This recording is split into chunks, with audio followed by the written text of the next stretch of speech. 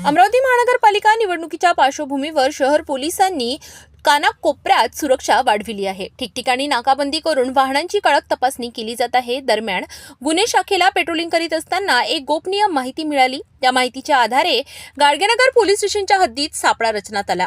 नवजीवन कॉलनीतील रहिवासी गजानन राजाराम सोळंके आणि मूर्तिजापूर येथील विजय सुखदेव चव्हाण हे दोघे एका पांढऱ्या रंगाच्या इनोव्हा कारमधून अवैध दारूची वाहतूक करीत असल्याचे निष्पन्न झाले। पोलिसांनी केलेल्या कार्यवाहीत 22,000 रुपये किमतीच्या देशी दारूंच्या 5 पेट्या आणि सुमारे 5,300 रुपये किमतीच्या रॉयल चॅलेंज विदेशी दारूच्या 5 बाटल्या जप्त केल्या। तसेच गुन्ह्यात वापरलेले 12 लाख रुपयांची इनोव्हा कार सुद्धा ताब्यात घेण्यात आली। असा एकूण 12,27,350 रुपयांचा मुद्देमाल पोलिसांनी जप्त केला असून गाडगेनगर पोलीस ठाण्यात गुन्हा दाखल करण्यात आला आहे।